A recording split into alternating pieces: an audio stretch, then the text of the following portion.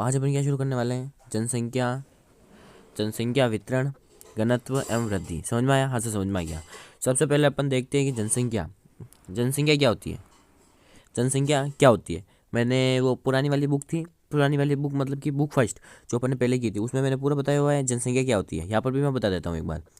और जनसंख्या क्या होती है, जनसंख्या जनसंख्या जनसंख्या जन मतलब लोगों की संख्या, को क्या कहते हैं, जनसंख्या कहते हैं। समझ में आ गया? समझ में आ गया सर।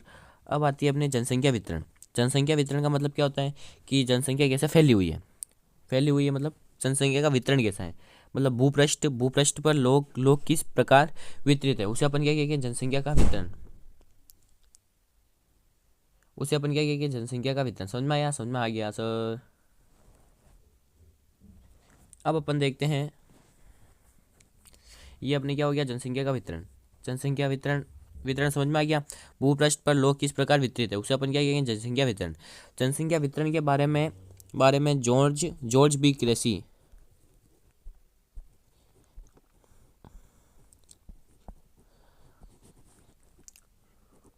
जॉर्ज बी क्रेसी ने एक स्टेटमेंट दिया था। कौन सा दिया था? George B Cressey. ये इंपॉर्टेंट है, ये किसने दिया था?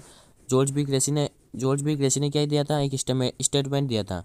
और क्या स्टेटमेंट दिया था कि जो एशिया है,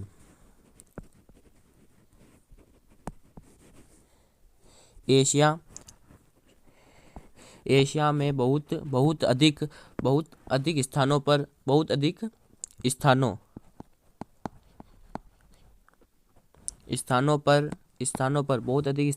कम लोग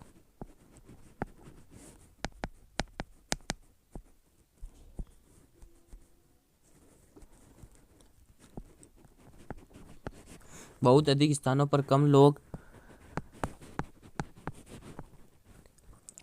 और कम स्थानों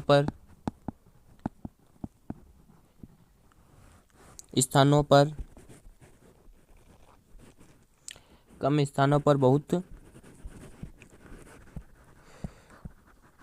बहुत अधिक लोग रहते हैं। क्या करते हैं?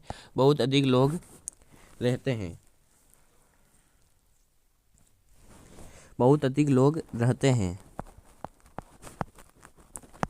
ये हो गया, हासिल हो गया।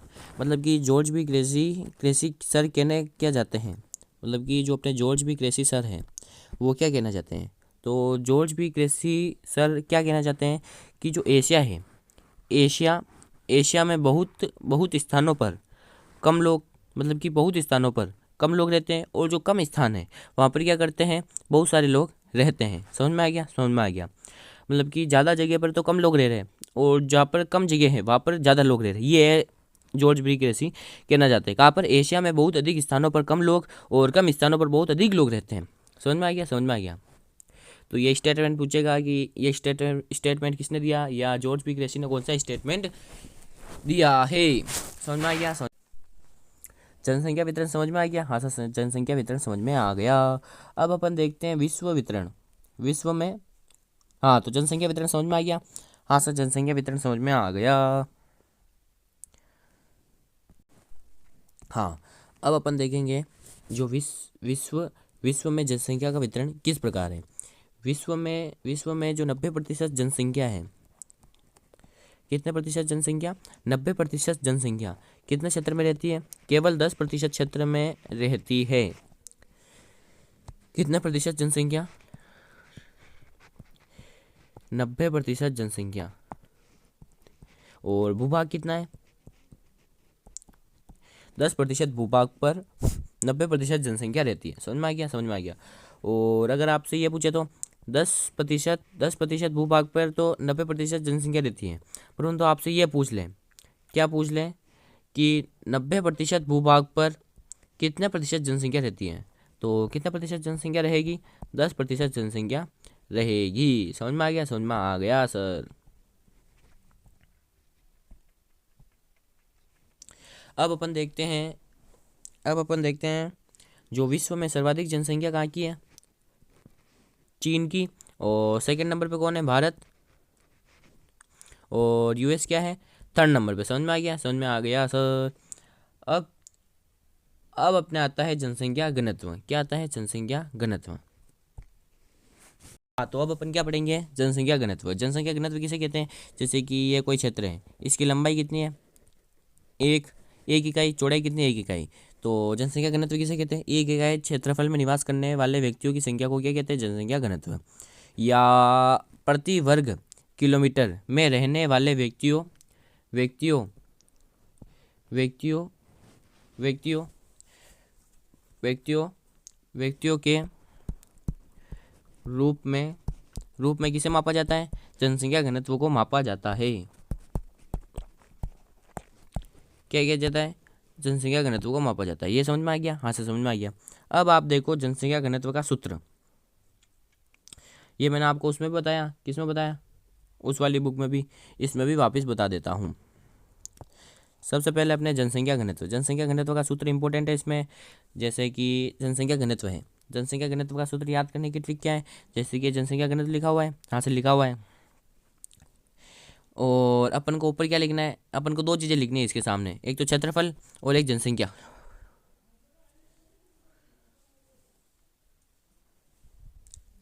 और जनसंख्या अपन को 2 चीज़ लिखनी है, जनसंख्या घनत्व, सॉरी कुल जनसंख्या और कुल क्षेत्रफल। जनसंख्या घनत्व के सामने इसमें अपन ने क्या लिखा? जनसंख्या लिखा, हाँ सर जनसंख्या लिखा। तो अपन ऊपर या फिर अपन पहले क्या लिखेंगे? जनसंख्या लिखेंगे, फिर क्या लिखेंगे? क्षेत्रफल लिखेंगे। समझ में आ गया? हाँ सर समझ में आ गया। इधर अपन ने जनसंख्या लिखा, इधर अपन ने जनसंख्या लिखा, तो पहले अपन क्या लिखेंगे? जनसंख्या, फिर अपन क्या लिख देंगे? क्षेत्रफल। तो इधर जनसंख्या, इसलिए अपन ने इधर क्या लिखा? पहले जनसंख्या, फिर क्या लिखेंगे? क्षेत्रफल, फिर क्षेत्रफल, फिर क्या लिखेंगे? क्षेत्रफल, और फिर दोनों के आगे क्या लगा देना है? कुल। तो ये मतलब कि याद करने में बहुत मतलब कि ऐसे कन्फ्यूजन होता है, ऊपर क्षेत्रफल आएगा नीचे आएगा ऐसे, इसलिए ये ट्रिक से याद करना आराम से याद हो जाएगा। यहाँ पर वापस बताया हुआ है जनसंख्या घनत्व। जनसंख्या घनत्व अपन ने इधर क्या लिखा? जनसंख्या लिखा, हाँ सर जनसंख्या लिख लिया। इधर अपन ने क्या लिख लिया? जनसंख्या लिख लिया। इधर क्या लिख लिया? जनसंख्या लिख लिया। तो इधर भी पहले क्या आएगा? जनसंख्या ही आएगा। समझ में आ गया? नीचे क्षेत्रफल। ये हो गया, हाँ सर ये हो गया। अब अपने आता है, अब अपने क्या आता है? जनसंख्या वृद्धि। अब अपने क्या शुरू हो गया? जनसंख्या वृद्धि। अरे अरे अरे अरे अरे, 2 minute 2 minute 2 minute 2 minute 2 minute, अपन ने वो जनसंख्या वृद्धि, जनसंख्या वितरण को प्रभावित करने वाले कारक तो पढ़े ही नहीं। फटाफट पढ़ लेते हैं। क्या पढ़ लेते हैं? जनसंख्या वितरण को प्रभावित करने वाले, जनसंख्या वितरण को प्रभावित करने वाले कारक फटाफट क्या कर लेते हैं? पढ़ लेते हैं। तो जनसंख्या वितरण को कौन कौन से कारक प्रभावित करते हैं? डायरेक्ट कारक लिख दूँ, समझ में आ जाएगा? हाँ सर समझ में आ जाएगा। तो कितने कारक प्रभावित करते हैं? 3। कौन कौन से? अभी बताता हूँ। सबसे पहले अपने भौतिक कारक, सॉरी भौगोलिक कारक,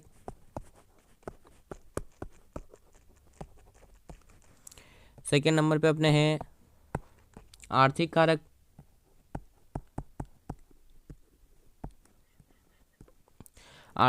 और थर्ड नंबर पे अपने हैं, थर्ड नंबर पे कौन से कारक हैं? सामाजिक एवं सांस्कृतिक कारक। समझ में आ गया? समझ में आ गया सर। कौन से कारक है? सामाजिक एवं सांस्कृतिक कारक, सामाजिक और सांस्कृतिक कारक।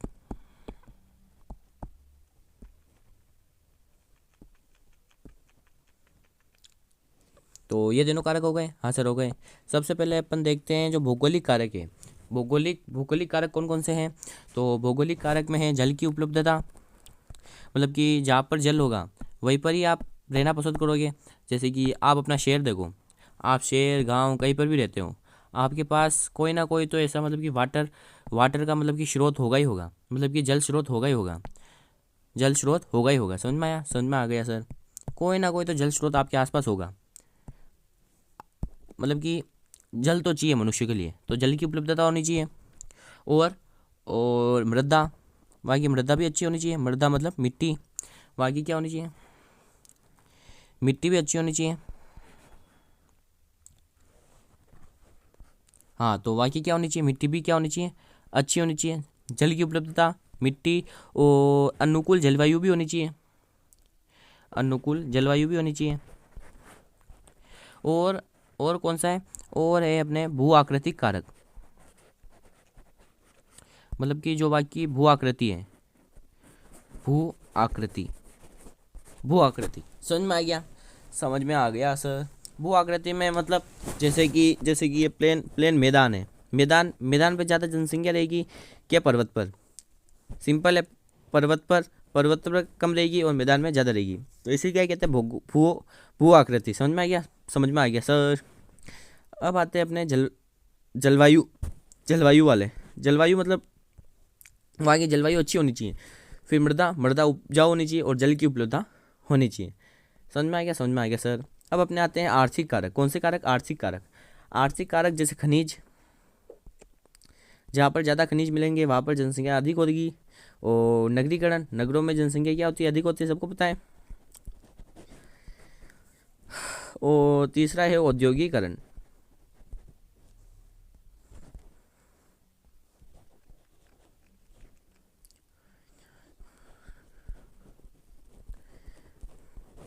तीसरा क्या है? औद्योगिकरण। खनिज की आपकी किताब में दिया हुआ है कि खनिज की उपलब्धता के कारण जो जो कटंगा जाम्बिया। हाँ, तो आपकी किताब में दिया हुआ है कि खनिज की उपलब्धता के कारण कटंगा जाम्बिया कटंगा जाम्बिया जो तांबा बेल्ट है वहाँ पर क्या जनसंख्या अधिक है? कहाँ पर? कटंगा जाम्बिया का तांबा बेल्ट।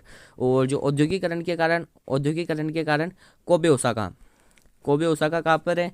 जापान में। इसका ये दो आपके उदाहरण दिए हुए हैं। एक तो कटंगा जाम्बिया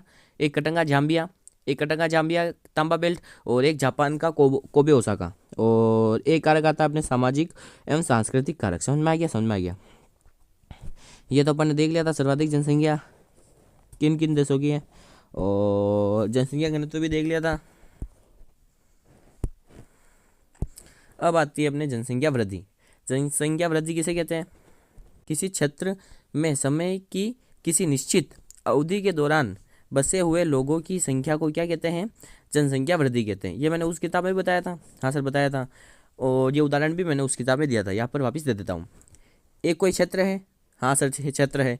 वहाँ पर 2015 में जनसंख्या कितनी थी? 9। पर मैं वहाँ पर 2025 में गया तो वहाँ पर जनसंख्या कितनी हो गई? 25। इसे क्या कहते हैं? जनसंख्या वृद्धि। जनसंख्या वृद्धि। समझ में आया? समझ में आ गया। अब एक बार वापस मतलब कि उदाहरण देख लिया, अब एक बार वापस परिभाषा पढ़ो, पूरी परिभाषा समझ में आ जाएगी। किसी क्षेत्र में समय की किसी निश्चित अवधि के दौरान, समय की निश्चित अवधि कितनी है? 10 वर्ष। निश्चित अवधि के दौरान बसे हुए लोगों की संख्या को क्या कहते हैं? जनसंख्या वृद्धि कहते हैं। समझ में आ गया? समझ में आ गया सर। तो ये आपकी हो गई जनसंख्या वृद्धि। जनसंख्या वृद्धि हो गई। हाँ सर, जनसंख्या वृद्धि हो गई। अब आता है आपके जनसंख्या वृद्धि दर। जनसंख्या वृद्धि दर किसे कहते हैं? जनसंख्या वृद्धि दर एकदम सिंपल है। जनसंख्या वृद्धि हो गया, और डायरेक्ट लिख रहा हूँ मैं, जनसंख्या वृद्धि दर। जनसंख्या वृद्धि दर किसे कहते हैं? जब अपन जनसंख्या वृद्धि को अपन प्रतिशत में लिखते हैं। किस में लिखते हैं? प्रतिशत में। तो उसे अपन क्या कहेंगे? जनसंख्या वृद्धि दर। क्या कहेंगे? जनसंख्या वृद्धि दर। अगर अपन जनसंख्या वृद्धि को प्रतिशत में लिख दें तो उसे अपन क्या कहेंगे? जनसंख्या वृद्धि दर। यहाँ पे मैंने दर लिखा है, आप मतलब जनसंख्या वृद्धि भी लिख लेता हूँ। जनसंख्या वृद्धि। अच्छा, हाँ, तो ये हमने लिख दिया जनसंख्या वृद्धि दर। समझ में आ गया? जनसंख्या वृद्धि दर किसे कहते हैं? समझ में आ गया? हाँ सर, समझ में आ गया। अब देखो, अब जो जनसंख्या वृद्धि दर है वो दो प्रकार की होती है। एक प्राकृतिक वृद्धि दर और एक वास्तविक वृद्धि दर। कौन सी? एक होती है प्राकृतिक वृद्धि दर, और एक होती है अपनी वास्तविक वृद्धि दर। वास्तविक कह दो, कृत्रिम वृद्धि दर कह दो, एक ही होती है। समझ में आ गया? समझ में आ गया सर। अब जो प्राकृतिक वृद्धि दर है और जो वास्तविक वृद्धि दर है, इन दोनों में अंतर क्या होता है अभी बताता हूँ। एक बार 2 मिनट, बस 2 मिनट दो मुझे। अब भी पूरा आपको मतलब कि एकदम क्लियर हो जाएगा। उस वाली किताब में किया था मैंने ये। हाँ सर, किया था। पर इस वाले में अपन वापस करेंगे। इस वाले में क्या करेंगे? अपन वापस करेंगे।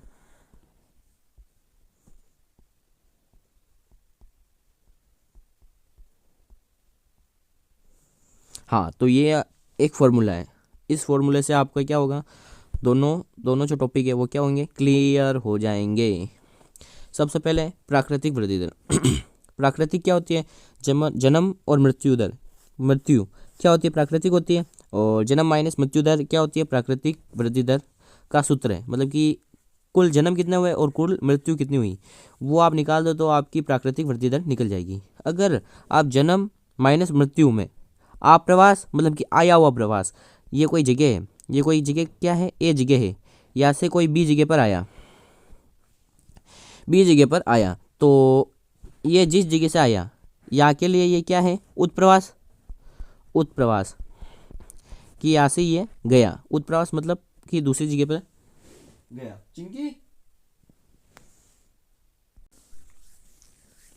उत्प्रवास मतलब ये किसी जगह पर गया, मतलब कि यहाँ से ये किसी और शहर में चला गया। अब ये जो प्रवास था ये बी जगह पर आ गया, बी जगह पर ये क्या होगा, आप्रवास, क्योंकि यहाँ पर प्रवास आया है, मतलब कि आया हुआ प्रवास और यहाँ से गया हुआ प्रवास। यहाँ पर भी कोई लोग होंगे, वो दूसरी जगह पर गए होंगे, सी जगह पर, समझ में आ गया, दूसरी जगह पर क्या क्या गए होंगे, समझ में आ गया, समझ में आ गया। तो यहाँ यहाँ के भी कुछ उत्प्रवास होंगे, हाँ सर होंगे। तो जो आए हुए प्रवास हैं उनमें से जो गए हुए प्रवास हैं उनको घटा दें, और जो कुल जन्म दर और मृत्यु दर को घटाकर और इन दोनों को क्या कर लें, जोड़ लें, तो कौन सी वृद्धि दर निकल जाएगी, वास्तविक वृद्धि दर। समझ में आया, समझ में आया। जन्म दर माइनस मृत्यु दर प्लस आप्रवास माइनस उत्प्रवास, ये किसका सूत्र है, वास्तविक वृद्धि दर का। समझ में आ गया, समझ में आ गया सर। अब अपन देखते हैं भारत की वृद्धि दर। भारत की दशकीय वृद्धि दर कितनी है, दशकीय वृद्धि दर है 17.64, और वास्तविक वास्तविक नहीं, वार्षिक वार्षिक वृद्धि दर कितनी है, 1.64। ये मैंने पहले भी बताया हुआ है, हाँ सर बताया हुआ है। फिर अपन देखते हैं वृद्धि दर कितने प्रकार की होती है, दो, एक तो धनात्मक, एक ऋणात्मक वृद्धि दर। समझ में, जो ये वृद्धि दर होती है ये क्या होती है, दो प्रकार की, एक धनात्मक और एक ऋणात्मक। क्या होती है, ऋणात्मक मतलब घटती हुई और धनात्मक मतलब बढ़ती हुई। धनात्मक, ऋणात्मक मतलब घटती हुई मतलब कि जो अपना सूत्र था, क्या था, सूत्र था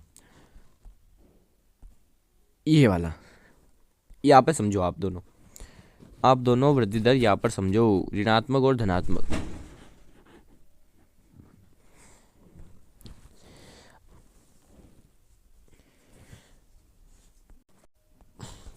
हाँ, तो इधर देखो ये क्या हो गई, धनात्मक वृद्धि दर और ये ऋणात्मक वृद्धि दर। इधर समझाता हूँ, देखना, इस मतलब कि इस जो फॉर्मूला है, इस फॉर्मूले के अनुसार सबसे पहले अगर किसी जगह पर जन्म ज़्यादा हो रहे हैं और मृत्यु दर कम हो रही है, मतलब कि मृत्यु कम हो रही है और जन्म ज़्यादा हो रहे हैं, तो वृद्धि दर होगी।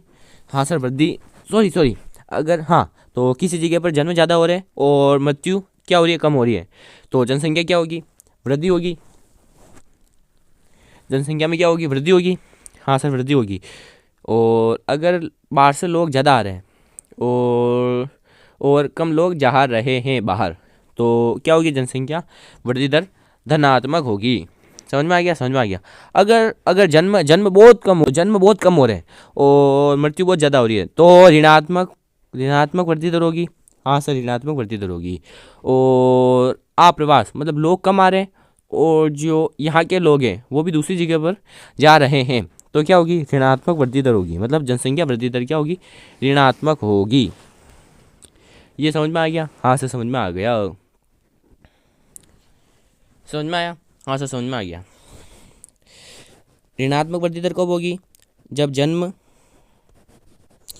कम होंगे और जो मृत्यु दर है, जन्म दर कम होगी, मृत्यु दर ज़्यादा होगी। आप्रवास कम होगा, और जो उत्प्रवास है, उत्प्रवास ज़्यादा होगा, आप्रवास कम होगा और उत्प्रवास ज़्यादा होगा, तो क्या होगा, ऋणात्मक वृद्धि दर। समझ में आ गया, समझ में आ गया। अब धनात्मक वृद्धि दर कब होगी, जब जब जन्म दर ज़्यादा होगी, मृत्यु दर कम होगी। और आप्रवास, आप्रवास क्या होगा, ज़्यादा होगा, और जो उत्प्रवास है वो कम होगा, तो क्या होगी, धनात्मक वृद्धि दर होगी। धनात्मक वृद्धि दर होगी। समझ में आ गया, समझ में आ गया। अब अपन समझते हैं प्रवास। प्रवास क्या होता है, क्या समझना है प्रवास, प्रवास क्या होता है, प्रवास क्या होता है, एक स्थान से दूसरे स्थान पर जाना, क्या होता है प्रवास, लोगों का एक स्थान से दूसरे स्थान पर जाना क्या कहलाता है, प्रवास कहलाता है। समझ में आ गया, समझ में आ गया। जैसे कि ये कोई जगह ए है, यहाँ से कोई बी जगह पर जाता है, ए जगह से बी जगह पर जाता है। समझ में आ गया, तो इसे क्या कहेंगे, प्रवास। समझ में आ गया, समझ में आ गया सर। अब समझो, पूरा प्रवास वाला टॉपिक इधर पूरा कंप्लीट हो जाएगा, इसलिए ध्यान से समझना। समझ में आया, हाँ से समझ में आ गया। जो जिस जिस स्थान से प्रवास गमन करता है, मतलब जाता है, जहाँ से मतलब कि प्रवास का क्या हुआ, उद्गम हुआ, यहाँ से उद्गम हुआ है प्रवास का, और वहाँ पर क्या हुआ है इसका, मतलब कि यहाँ से प्रवास का उद्गम हुआ है, और ये क्या है उसका गंतव्य स्थल, यहाँ पर वो पहुँचना चाहता है। समझ में आ गया, समझ में आ गया सर। पहुँचना चाहता है मतलब कि यहाँ पर जाना चाहता है। समझ में आ गया, मतलब कि यहाँ पर चला गया, ऐसे मानते हैं अपन, क्या हो गया, यहाँ पर चला गया। समझ में आ गया। जो ये स्थान है इसे अपन क्या कहेंगे, उद्गम स्थल, क्योंकि यहाँ से प्रवास का उद्गम हुआ है, और ये क्या है, प्रवास का गंतव्य स्थल। समझ में आ गया, समझ में आ गया सर। और देखो, देखिए,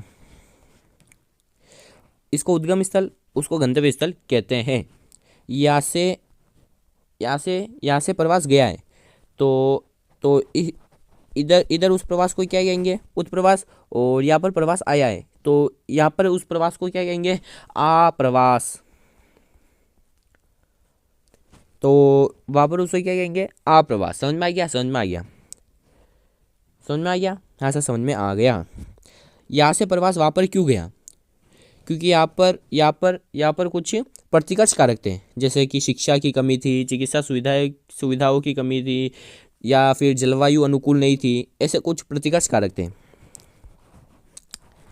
प्रतिकर्ष प्रतिकर्ष कारक। और प्रवास यहाँ पे क्यों गया, यहाँ पे क्यों गया, क्योंकि यहाँ पर अच्छी शिक्षा सुविधाएं थी, यहाँ पर अच्छी चिकित्सा थी, यहाँ पर अच्छी जलवायु थी, अनुकूल जलवायु थी। तो जो ये सब कारक है इसे अपन क्या कहेंगे, अपकर्ष कारक। इसे अपन क्या कहेंगे, अपकर्ष कारक। समझ में आ गया, समझ में आ गया, समझ में आया, वहाँ से समझ में आया।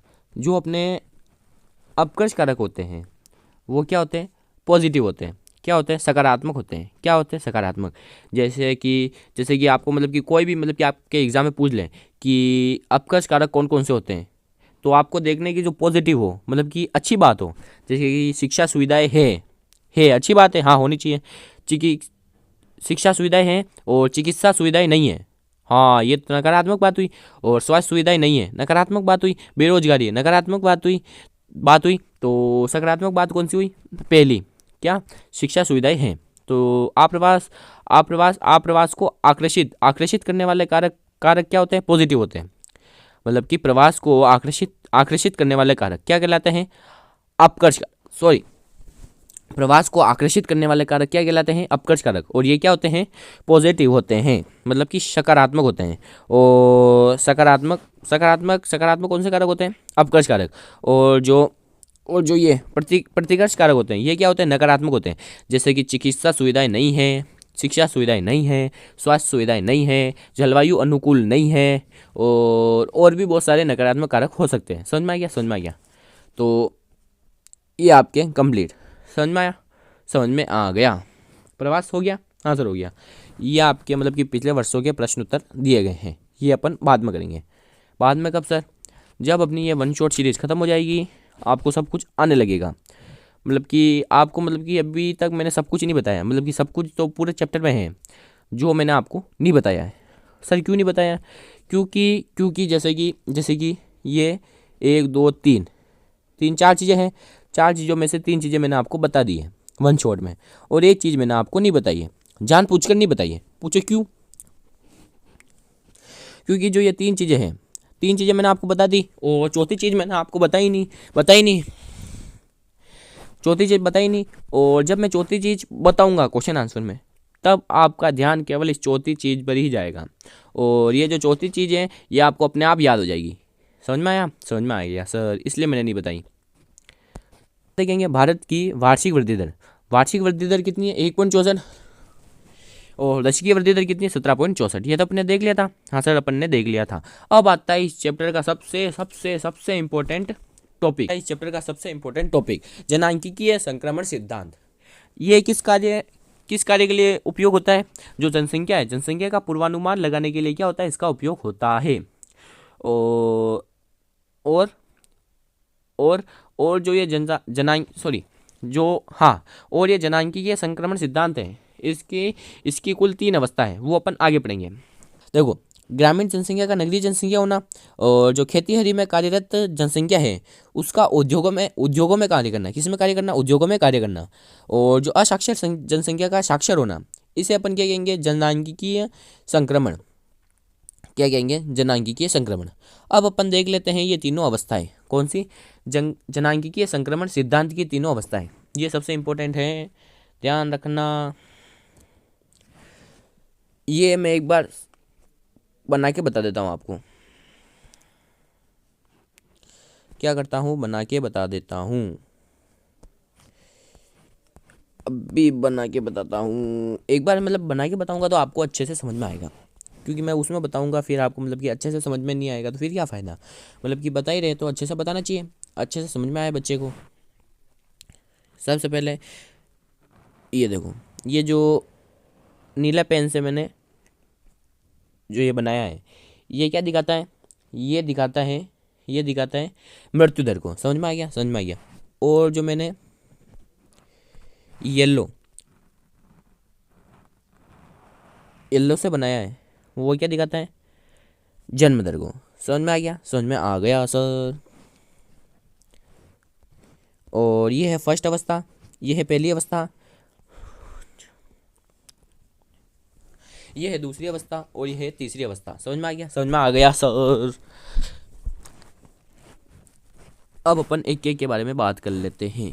सबसे पहले अपन बात करेंगे फर्स्ट मतलब पहली अवस्था के बारे में।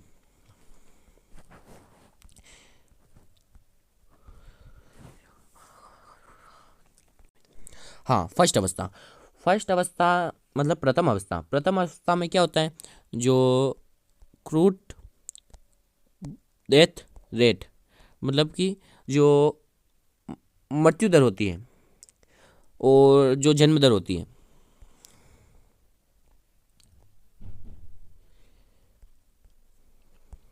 हाँ, तो फर्स्ट अवस्था मतलब पहली अवस्था में क्या होता है? पहली अवस्था में जो जन्म दर है, क्या है? जन्म दर मतलब बर्थ रेट, वो क्या होती है? ज़्यादा होती है। और जो मृत्यु दर है, क्या है? डेथ रेट, वो भी क्या होती है? ज़्यादा होती है। क्या होती है? ज़्यादा होती है। ज़्यादा मतलब उच्च बनी रहती है। समझ में आ गया? समझ में आ गया। और और जो वृद्धि है, जनसंख्या वृद्धि है, वो क्या होती है? धीमी होती है। हाँ सर, जनसंख्या वृद्धि क्या होती है? धीमी होती है, क्योंकि जन्म दर भी ज़्यादा है और मृत्यु दर भी ज़्यादा है, तो जनसंख्या वृद्धि दर क्या होगी? धीमी होगी। समझ में आ गया? समझ में आ गया। जो जीवन प्रत्याशा दर है, क्या है? जीवन प्रत्याशा दर, जीवन प्रत्याशा प्रत्याशा जीवन प्रत्याशा दर या जीवन प्रत्याशा क्या होती है? कम होती है। समझ में आ गया? समझ में आ गया। और जो टेक्नोलॉजी है, टेक्नोलॉजी भी क्या होती है? कम होती है। समझ में आ गया? हाँ सर, समझ में आ गया। ये हो गया अपने पहली अवस्था। फिर आती है अपनी दूसरी अवस्था। दूसरी अवस्था में देखो, जो जन्म दर है वो तो ज़्यादा होती है, पर जो मृत्यु दर है वो क्या होती है? धीरे धीरे घटती जाती है। समझ में आ गया? समझ में आ गया सर। तो द्वितीय अवस्था में क्या होगा? अगर जन्म दर ज़्यादा है और मृत्यु दर कम है तो क्या होगी? जनसंख्या वृद्धि दर ज़्यादा होगी। हाँ सर, ज़्यादा होगी। जो जन्म ज़्यादा है और मृत्यु कम है, बर्थ रेट ज़्यादा और जो डेथ रेट है वो क्या होंगे? कम होंगे, तो जनसंख्या वृद्धि क्या होगी? ज़्यादा होगी। क्या होगी? ज़्यादा होगी। समझ में आ गया? समझ में आ गया। जो वृद्धि दर है,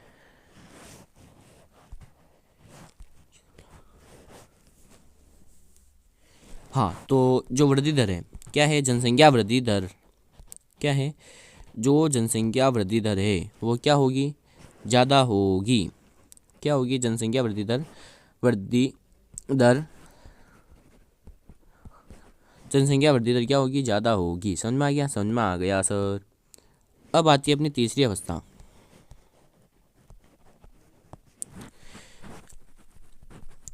थर्ड अवस्था। इसमें क्या होती है, इस अवस्था में क्या होता है, इस अवस्था में जो डेथ रेट है और जो बर्थ रेट है दोनों क्या हो जाते हैं, कम हो जाते हैं। कम हो जाते हैं क्यों, क्योंकि जो जनसंख्या है वो नगरीय हो गई है और साक्षर हो गई है, मतलब शिक्षित हो गई है। नगरीय हो गई है और शिक्षित हो गई है, इसलिए जन्म दर और मृत्यु दर दोनों क्या हो जाती है, कम हो जाती है। समझ में आ गया, जन्म दर और मृत्यु दर दोनों कम किस अवस्था में होती है, तीसरी अवस्था में। समझ में आ गया, समझ में आ गया। जो तीसरी अवस्था है इसमें कौन कौन से देश आते हैं, इसमें आते हैं अपने सारे विकसित देश। कौन से देश आते हैं, विकसित देश किस में आते हैं, तीसरी अवस्था में। कौन से देश आते हैं, विकसित देश। समझ में आ गया, समझ में आ गया सर। तो ये हो गया। और अब अपने आता है क्रूड डेथ रेट और क्रूड बर्थ रेट, अशोधित मृत्यु दर, अशोधित जन्म दर।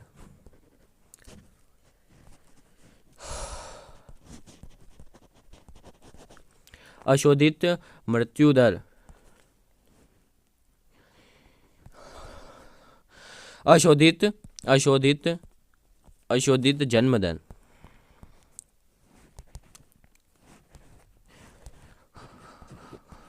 जन्म दर और अशोधित मृत्यु दर, ये हो गई। हाँ सर, ये हो गया। अब क्या, अब अपन क्या करते हैं, एक बार जो वो आपका वो जो पहले बना हुआ है, क्या बना हुआ है, ये वाला चार्ट मतलब डायग्राम कुछ भी कह लो, मतलब कि उसको भी अपन एक बार पढ़ लेते हैं। समझ में आ गया, समझ में आ गया। सबसे पहले फर्स्ट अवस्था, पहली अवस्था, टेक्नोलॉजी क्या होती है, कम होती है। प्रजननशीलता क्या होती है, ज़्यादा होती है। क्या होती है, प्रजननशीलता। और उच्च मृत्यता क्या होती है, उच्च मृत्यता क्या होती है, उच्च मृत्यता मतलब कि जन्म दर और मृत्यु दर दोनों क्या होते हैं, ज़्यादा होते हैं। समझ में आ गया, समझ में आ गया। और वृद्धि दर धीमी होती है, और वृद्धि दर क्या होती है, धीमी होती है। और जनसंख्या क्या होती है, अशिक्षित होती है। और जीवन प्रत्याशा कम होती है। समझ में आ गया, समझ में आ गया।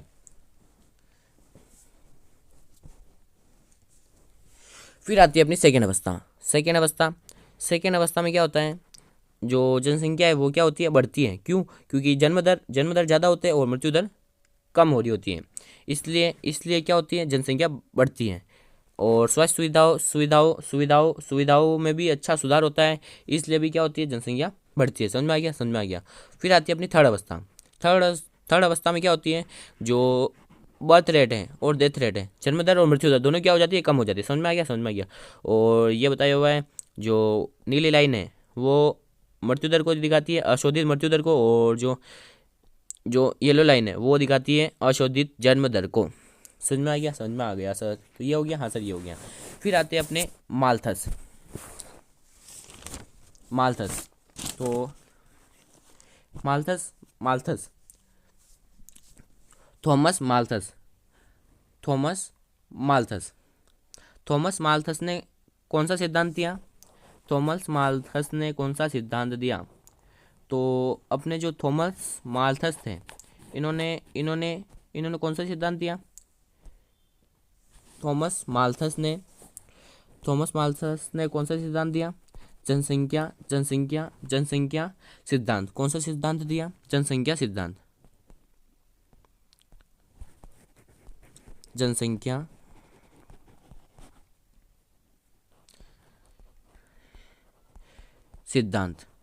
कौन सा सिद्धांत दे दिया, थॉमस माल्थस ने कौन सा सिद्धांत दे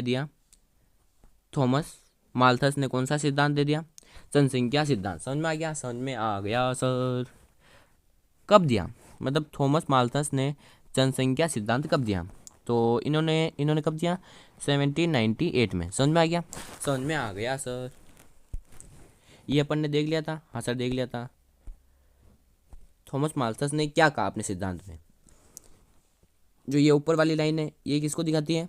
जनसंख्या वृद्धि को। मतलब ये किसको दिखाती है? जनसंख्या को। और ये वाली लाइन दिखाती है अपने संसाधनों को। किनको? संसाधनों को।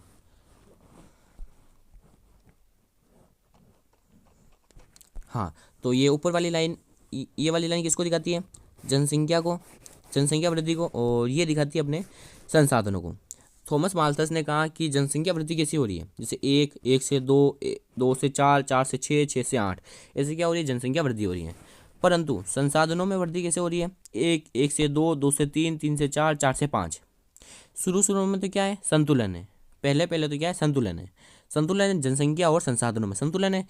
फिर क्या हो रहा है? जनसंख्या और संसाधनों में क्या हो रहा है? असंतुलन हो रहा है। क्या हो रहा है? असंतुलन हो रहा है।